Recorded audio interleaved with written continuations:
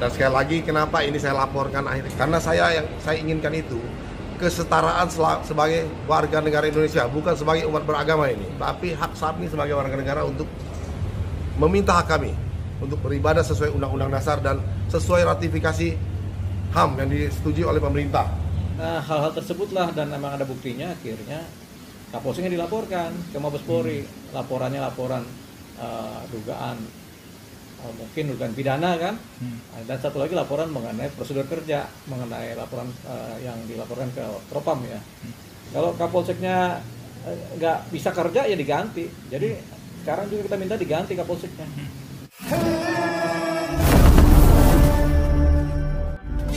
Kapolsek Cidahu resmi dilaporkan korban tindakan intoleransi di Sukabumi karena dianggap sebagai salah satu provokator dan juga dianggap melakukan pembiaran.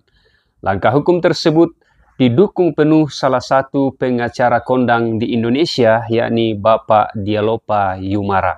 Saya langsung dimasuk di hari H aja ya, tanggal 27, karena terlalu panjang kalau saya urut ke belakang. Jadi sebelum kejadian itu kira-kira jam 10, dipimpin oleh Kapolsek, ada 16 orang, termasuk kepala desa, Ketua RT 4, Hendra, Ketua MUI Kecamatan, berikut beberapa mungkin ada tokoh agama lainnya, ustadz ataupun dan tokoh-tokoh muda yang lain, mendatangi saya dan meminta saya untuk menghentikan kegiatan anak-anak yang sedang liburan melakukan retret. Tapi saya dengan tegas saya katakan, saya tidak bisa menghentikan itu karena saya cuma menggunakan hak saya sebagai warga negara. Dan tentunya tidak memuaskan jawaban itu, dan mereka bicara asalkan tidak melakukan kegiatan beragama, kami akan persilakan. Saya tanya kembali, apa definisi kegiatan beragama? Tidak ada seorang pun dari 16 orang itu menjawab pertanyaan saya. Malah berkata ya pokoknya. Kalau sudah bahasa pokoknya ya jadi repot buat saya gitu dalam hal ini. Ya kan? Dan lagi beberapa pertanyaan lagi, seperti ada setelah ada RT Hendra itu berkata kan, kalau cuma satu mobil kita udah sepakat katanya. Saya tidak pernah bikin kesepakatan itu. Tidak ada kesepakatan itu yang seperti yang dia katakan, dan itu dipotong video yang terakhir ya. Cuma satu mobil. Saya cuma katakan keluarga saya keluarga besar, tidak mungkin saya dengan satu mobil saya ada di sana. Nah jadi akhirnya saya bilang dengan masalah hak warga negara tadi ya, Kapolsek bilang kalau saya paham, tapi warga ini tidak paham. Dan saya dengan tegas saya katakan, itu tugas-tugas Bapak sekalian sebagai Kapolsek, aparat kepala desa maupun RT untuk memberi pemahaman pada warganya. Kalau apa yang kami lakukan itu saya lakukan sesuai dengan undang-undang, dan itu hak saya sebagai warga negara. Dan akhirnya tidaklah terjadi kesepakatan dan mereka meninggalkan tempat itu mungkin dengan situasi yang kurang nyaman atau apa ya. Mereka pergi dan mereka dengan alasan waktunya sholat Jumat katanya. Dan saya masih berkata dengan baik pada mereka, semoga bapak-bapak sekalian setelah sholat Jumat mendapatkan hidayah dan kita bisa duduk bersama untuk menyelesaikanlah permasalahannya. Tapi yang terjadi ya seperti kita ketahui semua, mungkin saya nggak perlu cerita ya, begitu banyak video viral yang beredar. Nah silakan diterjemahkan sendiri oleh netizen maupun para pemirsa atau siapapun lah yang berkepentingan untuk hal seperti itu, termasuk aparat.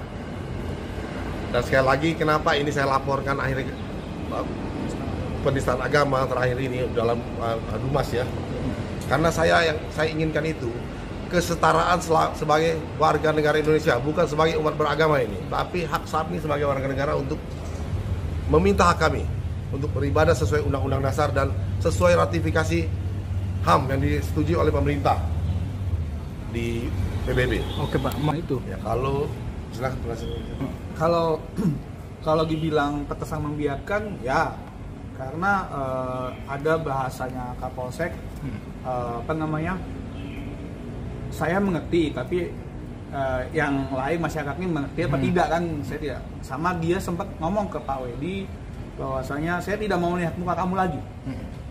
Nah itu maksudnya dia ada dendam apa sih sama Pak Wedi sampai dia mengatakan hal seperti itu? Itu sama aja dia seperti kayak ya lu kalau nggak mau ikutin apa kata teman-teman di sini semuanya, ya kalau ada apa-apa ya kesal lu gitu, ya kan gitu. Jadi kalau dibilang pembiaran, ya seperti ada pembiaran, tapi kami kan hanya bisa menduga, makanya kami melaporkan Pak Kapolsek ke Propam Mabes Polri. Kalau saya lihat yang saya rasakan ya, saya harus merasakan.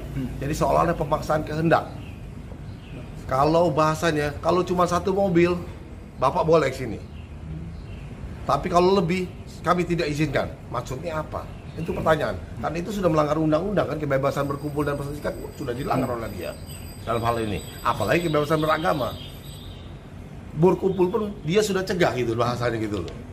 Itu ada di video, dia nyatakan kan, satu mobil sesuai kesepakatannya macam mana? Nggak mungkin saya bikin kesepakatan seperti itu.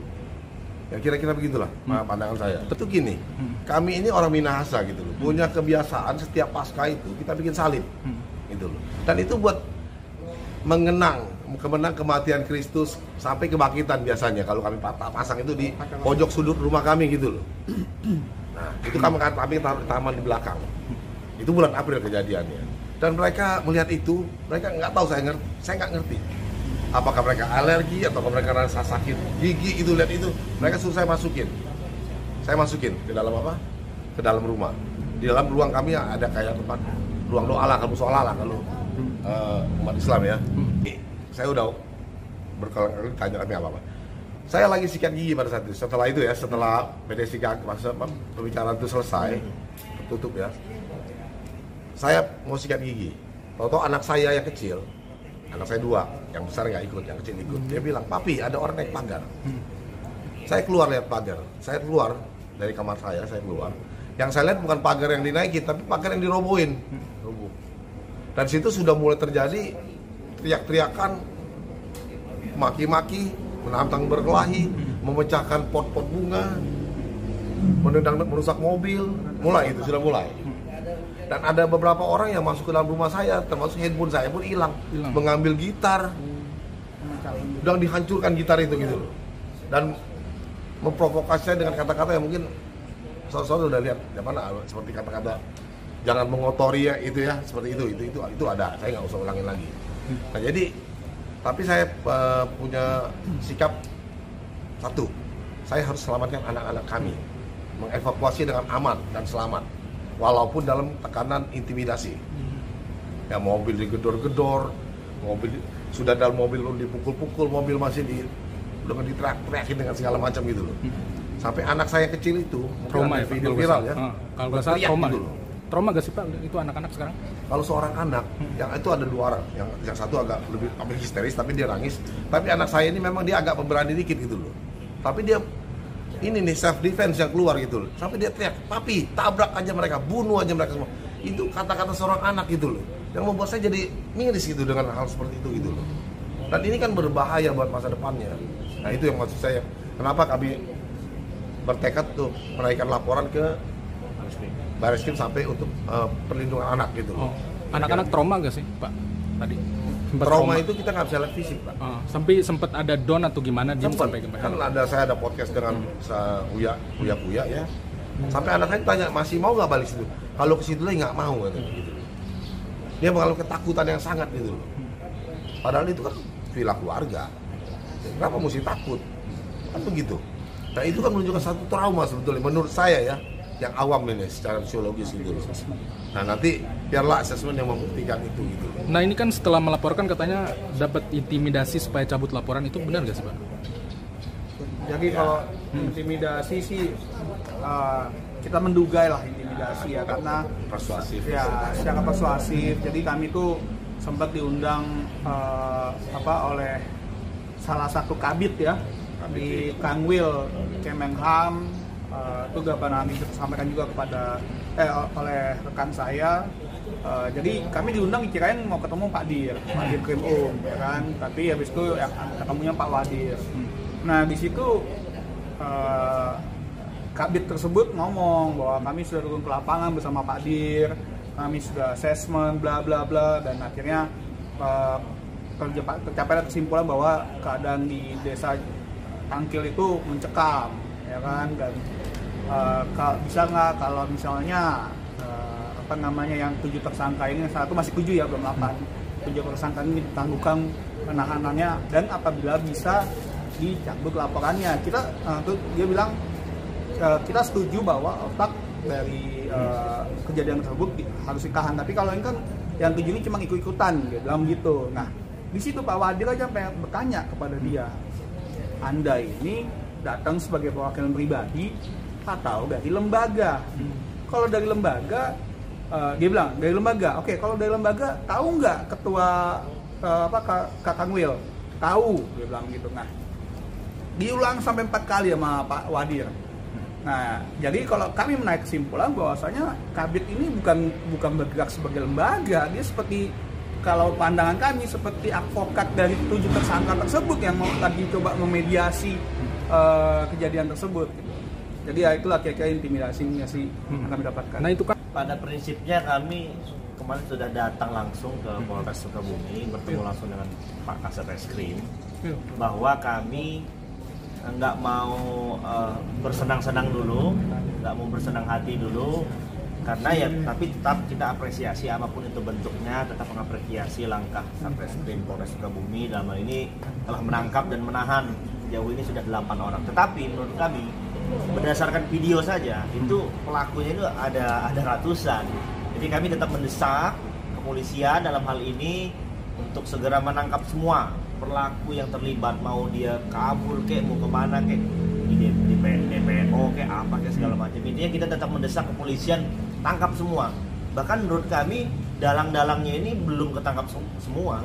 Mungkin baru salah satu aktor di balik ini semua. Salah satu oknum ya, ketua PAC partai besar lah, partai besar merah lah di Republik ini gitu loh.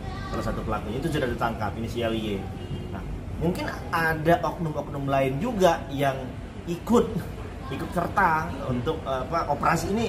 Mungkin udah dianggap sama mereka udah operasi ini, sudah dipersiapkan. Bayangkan saja ratusan orang mengumpulkan, kita ngumpul ngopi 5-6 orang aja susah, apalagi untuk ratusan orang yang notabene mohon maaf di perkampungan. Saya pun orang kampung, untuk ngumpul aja susah gitu kan, kumpul-kumpul nggak ada waktu gitu. Ini apa nih? Apakah ada bakwan di balik udang nih? Kenapa rebutan banget nih kayaknya warga mau merusak di tempat bahkan dari kampung sebelah. Bahkan dari kampung sebelah aja ternyata ada yang ikut. Gitu.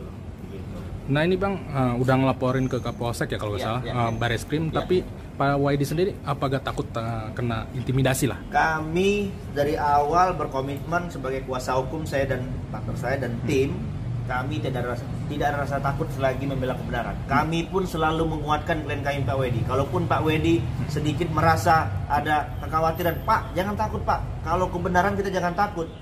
Saya secara pribadi, agama saya Muslim, partner saya Nasrani. Kami tidak melihat agamanya di sini, tapi membela kebenaran. Siapapun, jangankan Kapolsek, presiden pun kalau memang salah, ya kita laporkan. Kalau memang salah, jadi kita semuanya sama lah di mata hukum, nggak usah mentang-mentang Kapolsek, mentang-mentang ini kita nggak ada melihat di situ. Kita tetap maju. Tapi Waidi sendiri sempat ada intimidasi nggak sih? Kalau intimidasi secara langsung menurut saya enggak ya, tapi ada beberapa telepon-telepon yang tidak saya kenal. Ya, mengatakan saya dari ini, berusaha persuasif lah bahasanya gitulah.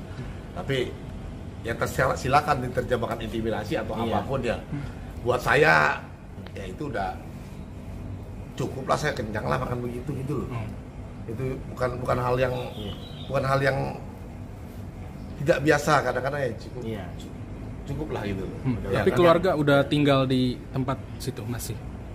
Yang penjaga kan ada Pak Yongki. Pak Yongki masih di situ. Suami istri. Kalau Pak Wedi kan di daerah sini ya, di Tangerang. Karena jadi sebenarnya kalau berbicara kekhawatiran sih dari awal komitmen kami kita sampaikan langsung Pak Wedi. Pak kalau setengah-setengah, kalau memang nggak usah.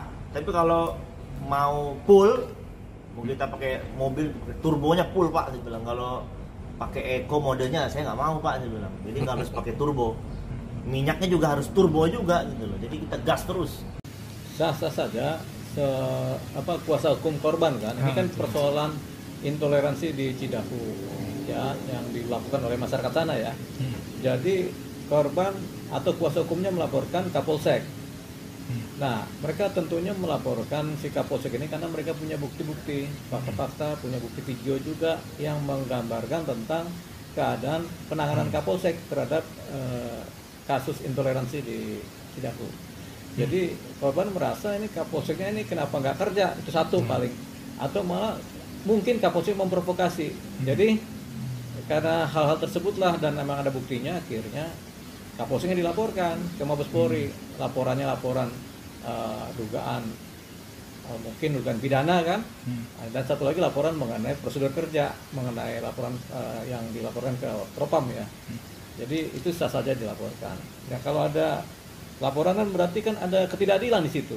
Jadi kita bisa baca sebenarnya pada situasi saat terjadi aksi intoleransi itu, Kapolsek mungkin melakukan hal-hal yang kemudian dianggap tidak berpihak pada keadilan, tidak berpihak kepada korban, sehingga akhirnya dilaporkan. Jadi wajar saja Kapolsek dilaporkan. Kalau saya sih melihatnya kalau ini terjadi, bahwasanya terjadi pembiaran oleh Kapolsek di sana, Kapolseknya diganti oleh Kapolres. Kapolres kemudian bikin TR mengganti Kapolsek gitu. Kapolsek itu kan pemimpin wilayah, pengamanan wilayah kan, sipil kan. Kalau Kapolseknya nggak bisa kerja ya diganti. Jadi sekarang juga kita minta diganti Kapolseknya. Begitu. Oke, berarti Abang bisa dibilang mendukung ya Bang terkait laporan tersebut? Oh iya, kita dukung dong laporannya. Kalau Kapolsek nggak bisa kerja, buat apa jadi Kapolsek?